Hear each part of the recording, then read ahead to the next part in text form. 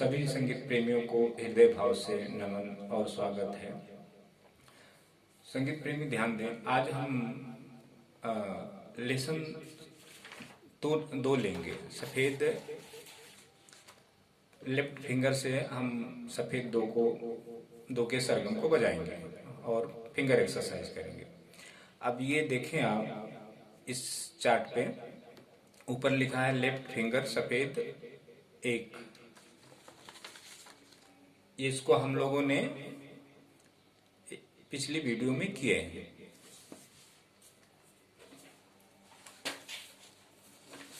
और ये है आपका सफेद दो।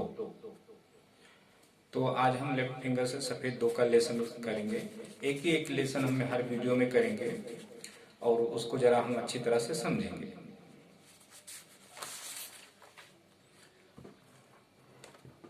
अब देखें, ये आप स्क्रीनशॉट ले लें और इसको आप देखें। ये सफेद सा रे ग म प ध नि सा। सा पे 3 नंबर की फिंगर है, रे पे 2 नंबर की फिंगर है, गा पे 1 नंबर है, मा पे 4, पा पे 3, धा पे 2, नी पे 1, सा पे 4। ये आरोह करेंगे इस फिंगर नंबर से।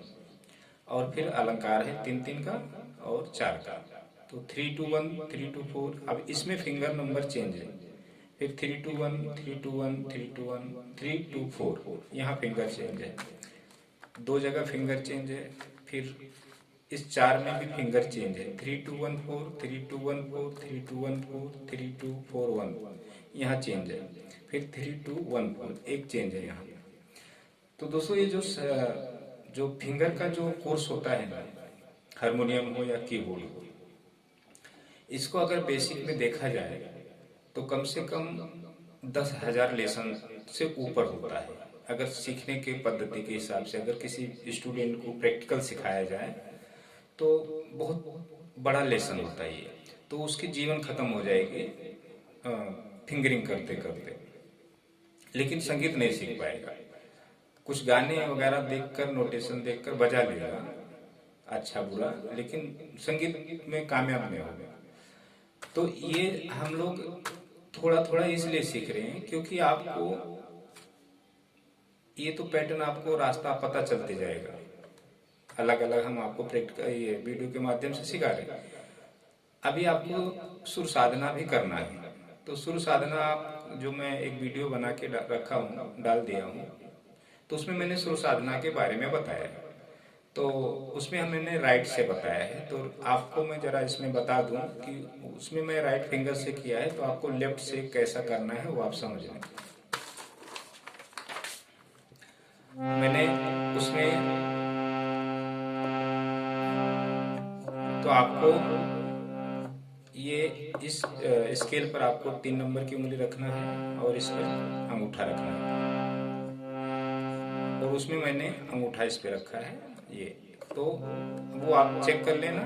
और आपको तो उसमें फिंगर नंबर जो सरगम मैंने बताया है वो राइट से है। तो आपको इसमें सरगम कैसा बजाना है वो ध्यान दें। गा रे सा नी सा, गा रे सा नी सा, सा रे गा मा पा। मेरे फिंगर नंबर देखें तो आपको समझ में आ जाएगा।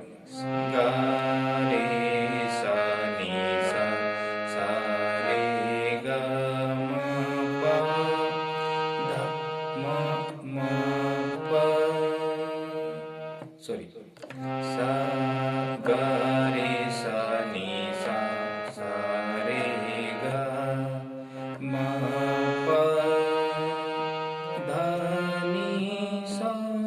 ऐसे फिंगर ऐसा आएगा। सा नी धा पा मा गा रे सा नी सा, सा रे गा मा पा धा नी सा। 2 नंबर की उंगली भी रख सकते हैं और एक भी। तो ये आपको पैटर्न में ऐसा बजाना है। उस वीडियो को देखकर, जो साधना का जो मेरा वीडियो है वो आपको देखना है। तो फिंगर नंबर आप जो लेफ्टी हैं वो आप देख लेंगे। मैं सिर्फ फिंगर नंबर बता दिया, इस ऐसे ही पैटर्न दिया है उसमें, तो ध्यान दें। अब हम लेफ्ट 2 का फिंगर एक्सरसाइज करते हैं।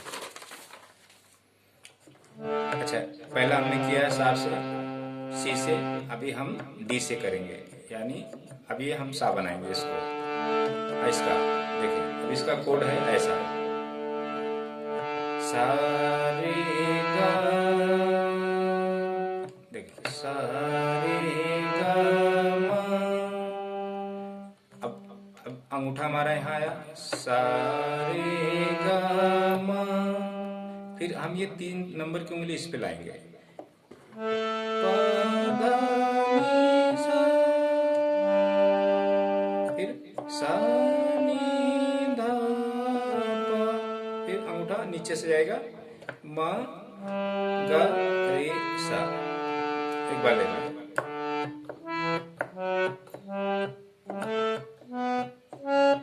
ऐसा आपको उठा के रखना है, तो फिर शुरुआत में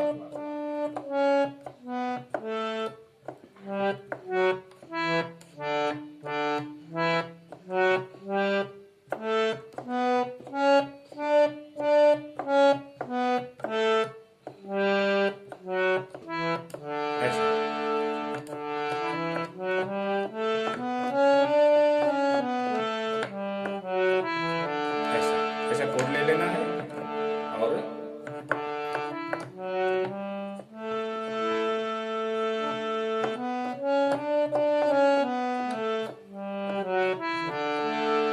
ये आपका पैटर्न यहाँ से यहाँ तक आता है, अष्टक, सी डी, डी से आपको सरगम बजाना है। ये सफेद 2 लेसन है, तो ये आपका आरोह मैंने बता दिया। अब हम क्या करेंगे, 3-3 का लेंगे, 3-2-1, 3-2-4 और 3-2-1, 3-2-4, 3-2-1, 3-2-1, 3-2-1, 3-2-4, यहाँ चेंज है फिंगर, ध्यान दें। सा रे गा रे गा मा, वापस से देखें, सा रे गा रे गा मा गा मा पा मा पा धा पा धा नी धा नी सा। देखें यहाँ भी चेंज है फिंगर, फिर वापस से इसी फिंगर से हमें लेना है, 4 4 2 3, फिर 1 2 3, फिर 1 2 3, फिर 1 2 1 2 3, फिर 4 2 3, फिर 1 2 3, ऐसा। ध्यान दें, इसको ध्यान से आपको बजाना पड़ेगा, समझना पड़ेगा।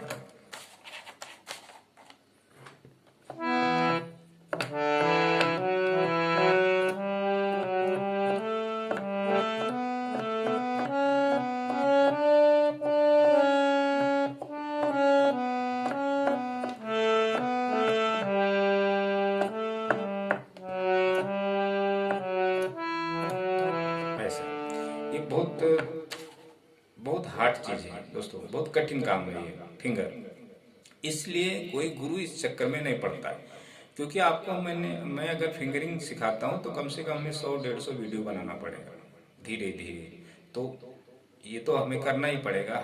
अभी एक लेसन दे रहा हूँ, जब क्योंकि आपको अभी समझने में समय लगेगा, और मैं फास्ट अगर मैं 7 स्केल का आज ही एक ही वीडियो में बना दूंगा तो हमें आरोह सिर्फ बताना पड़ेगा, हम अलंकार नहीं बता सकते। अच्छा, मेन आपको अलंकार इसके माध्यम से फिंगरिंग सीखना है। जब आपकी फिंगर चलने लगेगी तो फिर जब आपका उंगलियां चलें तो उंगलियां एक बार जब चलने लगेगी तो आपको आ जाएगा ये आसानी से। अच्छा, अब हम 3-3 का ले लेते हैं,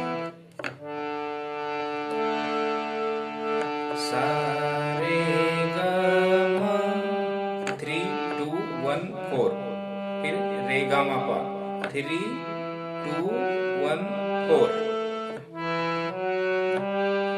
फिर गा मा पा धा, फिर गा पे 3 नंबर की उंगली आती है,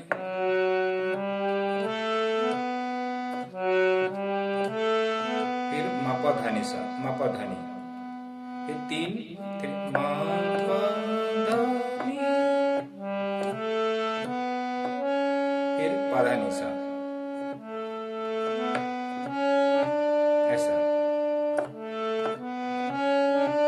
वापस और देखें,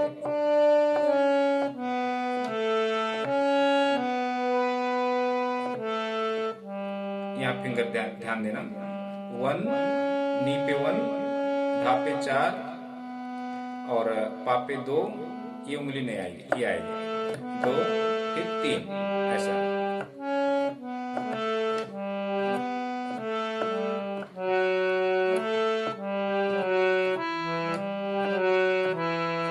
ऐसा बजाना, 4 4।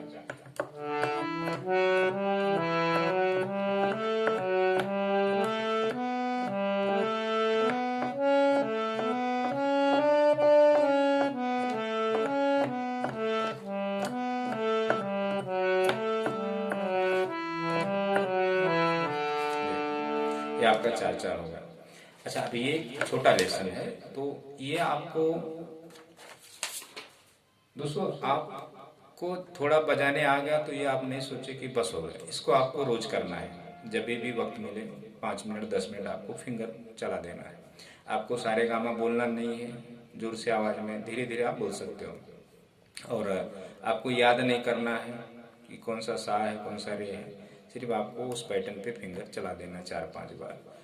आप एक दिन में याद करोगे तो याद भी नहीं होगा, आप 4-5 दिन बजाओगे, आपको खुद ब खुद याद समझ में आ जाएगा। संगीत को ज़्यादा समय तक याद करोगे या उसके पीछे पड़ोगे तो दिमाग से वो आउट हो जाएगा। उसको थोड़ा थोड़ा समय देके बजा के भूल जाना है उसको। तो 2-4 बार जब बजाओगे, 2-3 दिन 4 दिन, तो याद हो जाएगा, समझ में आ जाएगा।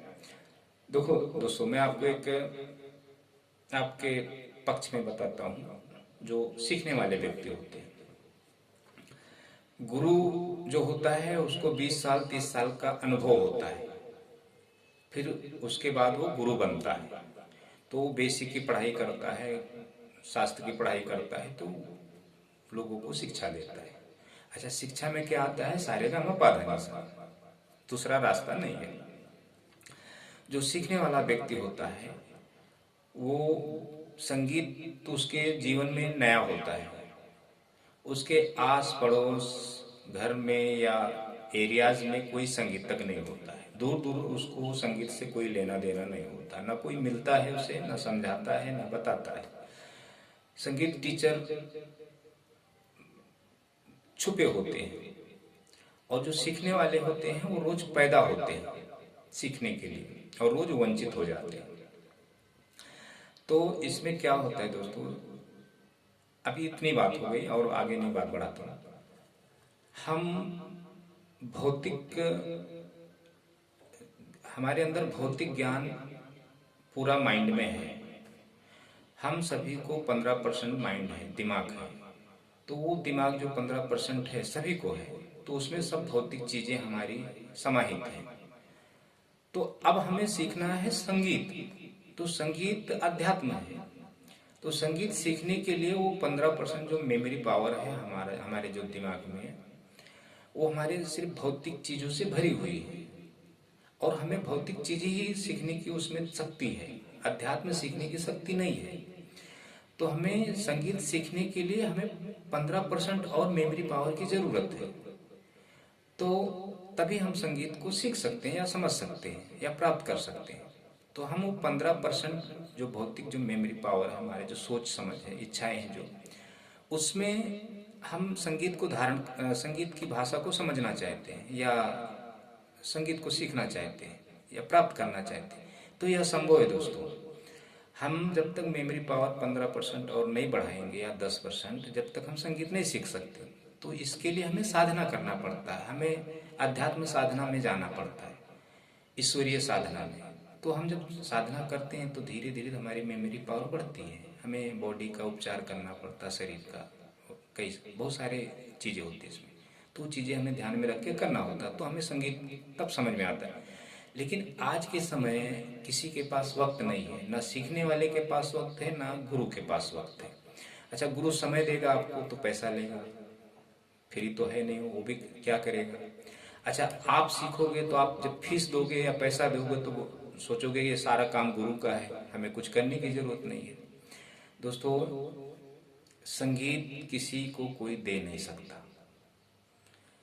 हम गुरु हैं तो आपको सिर्फ मार्गदर्शन बता सकते हैं, क्योंकि आदर्श शिक्षा है। आपका उंगली, आपका गला, आपका सोचने की शक्ति, आपके अंदर शुद्ध अशुद्ध भाव का वास रखना अंदर है। हमारे अंदर क्या है, तो हम आपके भावनाओं को भी नहीं समझ सकते।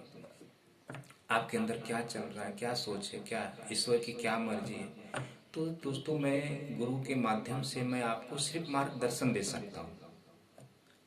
ये हमारा कर्म है, हमें ईश्वर ने संगीत थोड़ा सा दिया है तो मैं इसको आपको देना चाहता हूँ, बताना चाहता हूँ। अब आपके ऊपर है लेना है नहीं लेना है, ये मैं अपना कर्म कर रहा हूँ। आपका कर्म लेना है या नहीं लेना वो आप जाने। अगर आपको मरना है तो आपको ये संगीत सीखना पड़ेगा, सीख लो। अगर आपको नहीं मरना है तो ये चीज के चक्कर में आप दोस्तों मत पड़ो, इस संगीत के। अगर मरना है तो सीखो मुझसे, अगर नहीं मरना है तो इसके चक्कर में मत पड़ो।